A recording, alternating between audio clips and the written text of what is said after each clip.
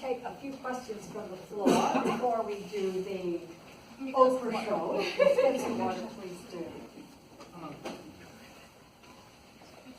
Maritza. Ramona, thanks so much. I'm Maritza Coscarelli from the Palm Beach Toastmasters Club. And my question to you is, did you use a speaking coach to prepare for the semifinals and finals? I did not use a speaking coach. I reached out to some previous world champions, but I didn't realize how busy they were until I realized how busy they were. And then one of the previous world champions tried to charge me, and I said, no, thank you. I'll just watch your video on YouTube for free. So I did not have a coach, but some people do get coached by some of the previous world champions. And thank you so much for being so generous when you spoke from your heart. Thank you. It's my pleasure. I understand YouTube is an amazing coach. Yes, it is. So YouTube, we all have available the same coaches that Ramona uses. Yeah. Yeah. Hi, everyone. This is TK from, I live in Palm City, originally from India. So I mainly like to speech. The undercurrent of the speech was the people who put you down actually help you form good objectives in life. That's a great point. But a curious question: what is Mr. Cliff doing now? He's still a successful real estate agent. But when I brought that trophy back home, he was the first person who pulled up at the media event. And I said, really, Cliff? Now?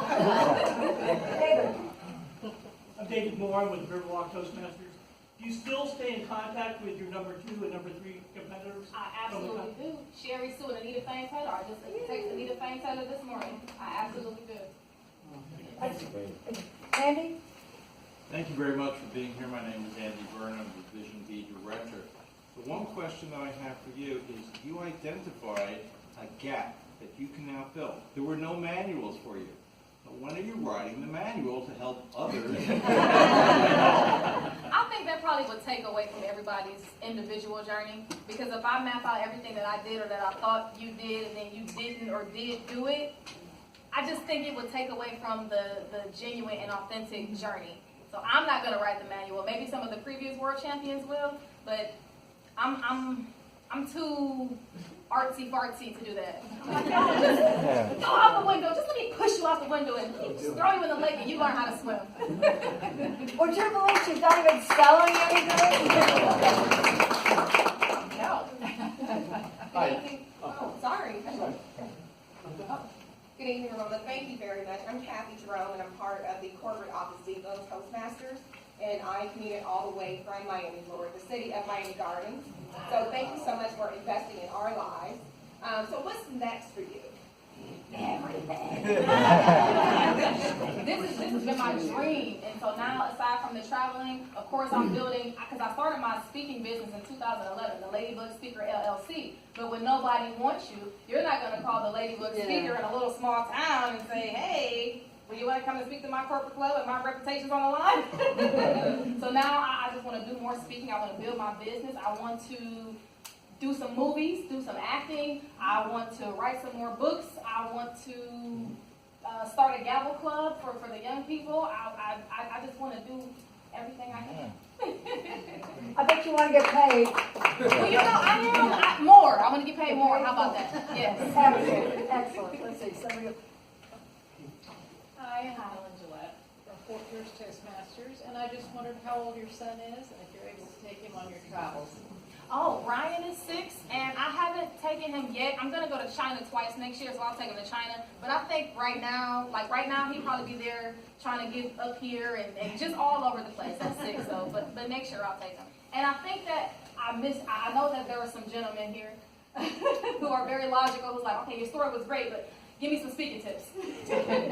Or maybe even some women who want to hear that. So if you want me to share my tips, I can, but I bet you there are things that you already know.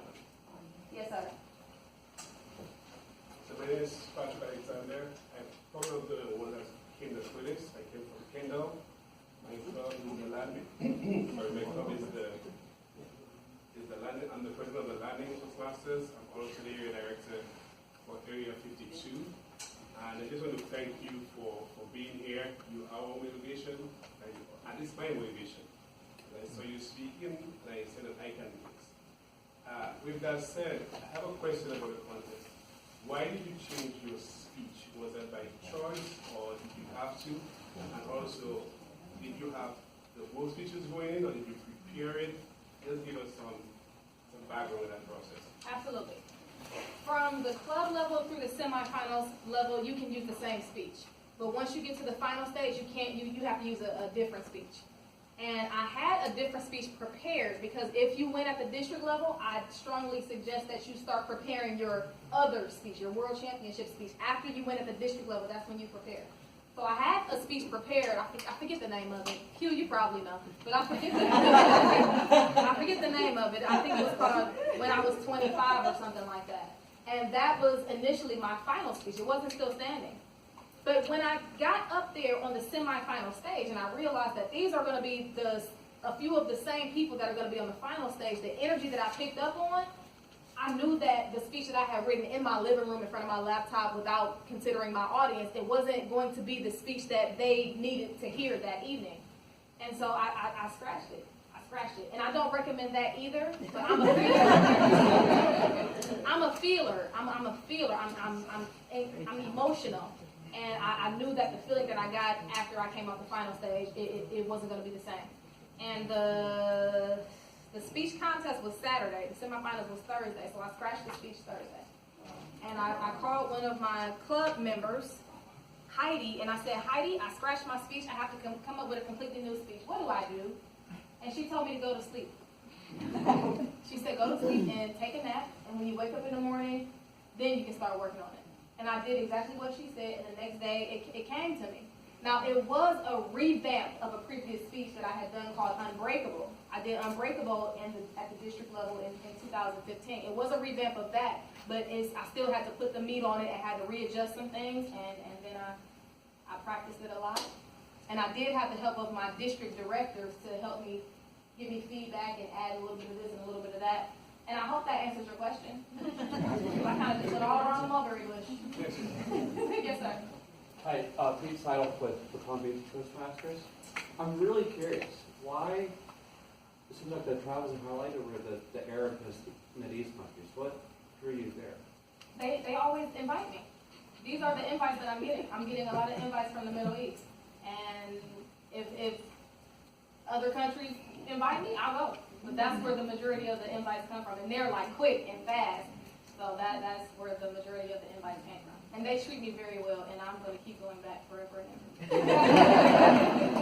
Yes, sir. Welcome, Ramona, to our little corner of the universe. My name is Jeff Otten, and I'm with Hope Sound Toasters at the moment. And my question for you is, do you actually write out your entire speech word for word, or do you just put up some bullet points and speak from the heart? Because I've yet to write an actual speech word for word. I've memorized a few, but I've never actually typed out every single word. How do you proceed with that? Personally, I like to write it out. I actually like to write it with a pen and a paper, but that's just me. Some people do bullet points. Some people do PowerPoint. Some people can do an impromptu speech for 5 to 7 minutes. So I feel like whatever works best for you, you keep doing that.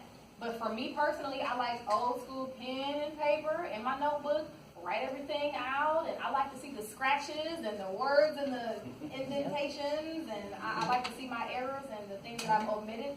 And then I'll practice. I never type it unless somebody requests me to transcribe it, but I always write it out. But that's just me, though. Don't do what works for you. Yes. Welcome!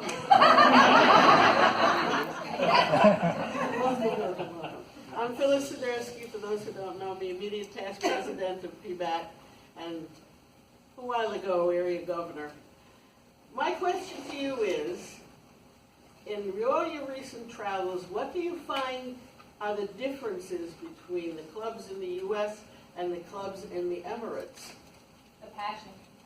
The passion for Toastmasters in the countries that I've visited is unmatched. They are on fire for Toastmasters. They are, just imagine a whole bunch of Hughes. He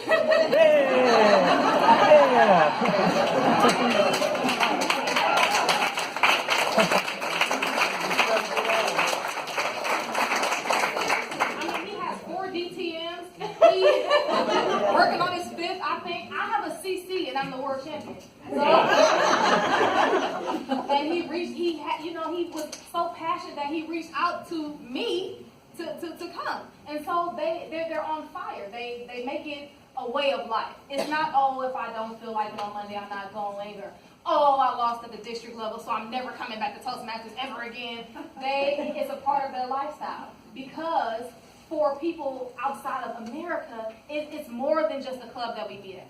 Some people are learning English in these clubs. And learning English can change your life because now you become more marketable. Now you can teach your children. Now you have the opportunity to travel. And I feel like that's why in the countries that I visit outside of the United States, specifically in the Middle East, they really respect the title. They really respect the title because if I get this title and this international organization, it'll give me an opportunity to really, really, really change my life. And so I think that's why they respect it more because here I can walk into a Toastmasters club right now and people are like, hi, how you doing, Bess? Good to see you. You ever been here before? But I go there and it's like, oh my God! I mean, autographs and selfies and so it's really just a passion. And I understand it. We take a lot for granted in the States. We really do. We take a lot for granted. And they just have a passion for it. And I can feel it and I respect it. Thank you, Ramona. Oh! We're going to have another opportunity for some Q&A at a later time. I just thank you so much.